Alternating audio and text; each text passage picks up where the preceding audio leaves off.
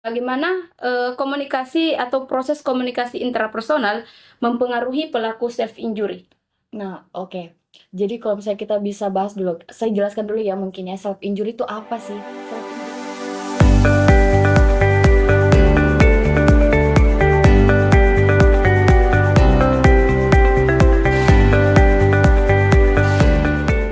Assalamualaikum warahmatullahi wabarakatuh.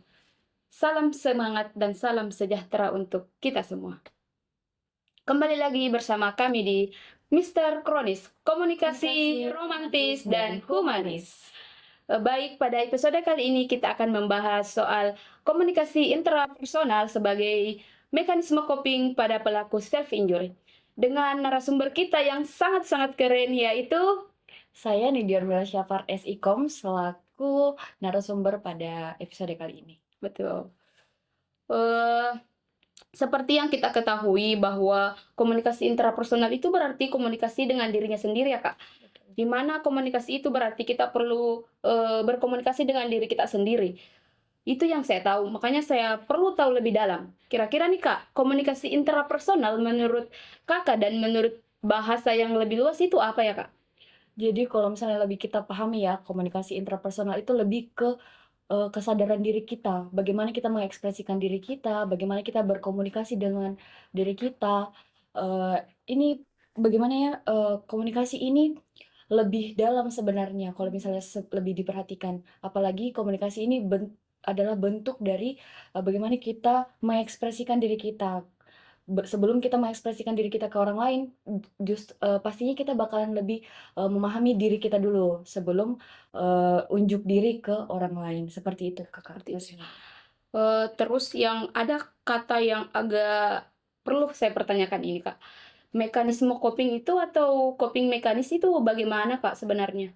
Oke, jadi untuk dalam bahasa Inggrisnya itu adalah coping mechanism. Nah, coping mechanism ini adalah strategi seseorang dalam memecahkan stresnya seperti itu Kak Rosmini. Jadi terkadang kita tuh punya stres atau tekanan dari pihak luar atau dari keluarga keluarga sendiri. Terkadang kita lebih apa ya, menahan emosi emosi berlebihan. Nah, bentuk dari coping mechanism ini ada banyak hal Kakak Mini. Nah, ada yang dibilang coping adaptif dan coping maladaptif. Nah, di sini ada bahasan tentang coping adaptif. Nah, coping adaptif itu adalah coping yang menjurus pada ya hal-hal yang baik lah, strategi yang baik-baik saja. Namun kalau misalnya kita membahas tentang coping maladaptif. Nah, coping maladaptif ini bentuknya banyak Kak Rusmini. Ada yang seperti menyakiti diri sendiri, kayak berasumsi bahwa semua orang jahat. Itu termasuk coping-coping yang buruk sebenarnya. Nah, seperti yang tadi kita tahu, self injury ini termasuk Betul. coping mechanism. Begitu Kakak Rusmini. Jadi Kak, berarti coping mekanisme ini sebenarnya perlu penanganan penanganan penting ya Kak, dari seorang, psikolog atau Betul sekali. mungkin teman-teman di sekitarnya itu sangat berpengaruh terhadap orang pelaku self injury. Betul. Terus kan tadi kita bahas intrapersonal, bagaimana, komunikasi atau proses komunikasi intrapersonal mempengaruhi pelaku self injury? Nah, oke. Jadi kalau misalnya kita bisa bahas dulu, saya jelaskan dulu ya mungkin ya, self injury itu apa sih? Self injury itu adalah bagaimana, seseorang menyakiti diri sendiri. Nah, coping mechanism ini, apa ya, self injury ini adalah coping coping maladaptif tersebut. Nah, self injury ini adalah menyakiti diri, bagaimana kita meluapkan stres kita, meluapkan emosi kita yang berlebih itu dengan menyakiti diri agar, emosi yang tertahan itu bisa, tersalurkan lewat menyakiti diri ini. Nah, terus tadi pertanyaannya itu apa Kak Rusmini? Bagaimana proses Proses komunikasi komunikasi intrapersonalnya? intrapersonalnya. Nah, jadi terkadang orang-orang yang, melakukan self injury ini, terkadang dia bingung harus melakukan apa. Jadi dia terkadang, berusaha untuk kayak mengekspresikan dirinya. Dia bertanya pada dirinya sendiri, apakah ini adalah hal yang buruk untuk dilakukan atau tidak. Namun terkadang orang, menafsirkan kalau misalnya yang dilakukan adalah benar, padahal itu adalah perilaku yang salah. Jadi terkadang self injury ini untuk orang-orang yang masih, apa ya, stres yang berlebihan itu Kakak Rosmini, dia terkadang, menyimpulkan bahwa self injury ini adalah hal yang benar, padahal, itu adalah salah. Nah, komunikasi intrapersonal ini baiknya, dapat membantu. untuk lebih mengomunikasikan, lebih, mengekspresikan bagaimana self injury ini sebenarnya tidak baik, seperti itu. Tapi yang menjadi pertanyaan saya, kira-kira apa yang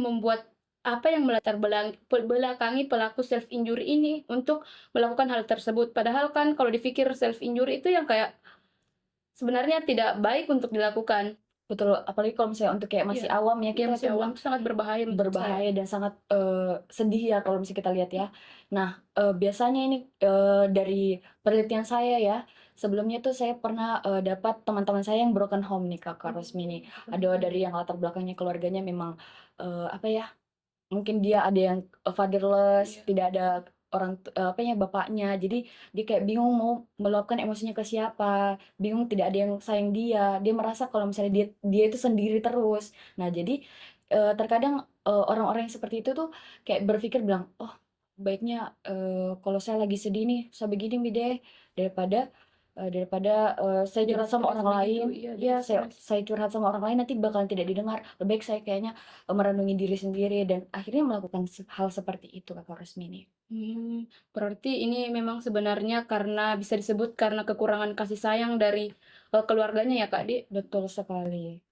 eee, bagaimana sih, Kak, sebenarnya bentuk dialog dari pelaku self injury itu yang kayak sebelumnya Kakak kan pernah melakukan penelitian tentang self Betul. injury. Bagaimana dialog Kakak dengan pelaku self injury tersebut?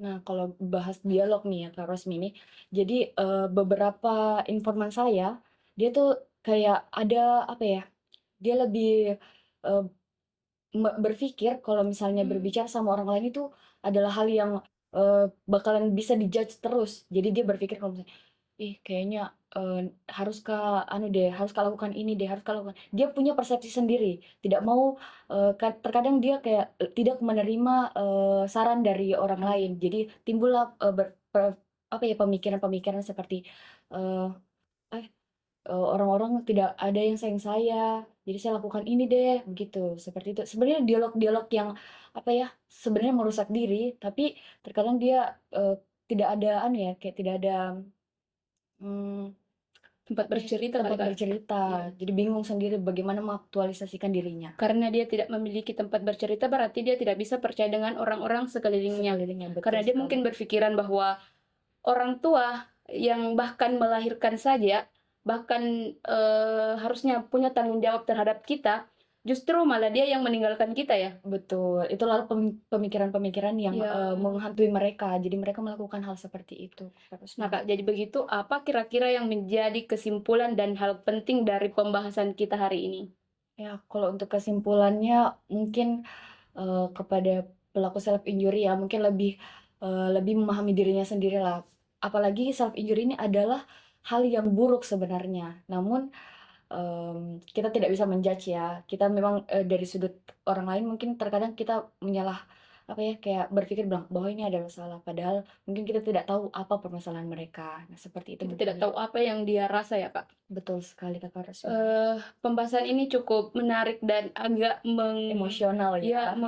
menggores hati ya, Kak. Ternyata di sekeliling kita banyak ya Banyak, pelaku betul sekali. pelaku yang self injury yang sampai dia tidak punya teman cerita, kayak kasihan banget. Betul Jadi sekali. untuk teman-teman yang memiliki, teman dekat, memiliki sahabat, sebaiknya kalian bercerita di situ karena, itu dapat membantu kita mengurangi, beban dalam pikiran kita, Stresnya juga, iya. stresnya. Jadi itulah pembahasan kita hari ini, sampailah kita di penghujung episode hari ini.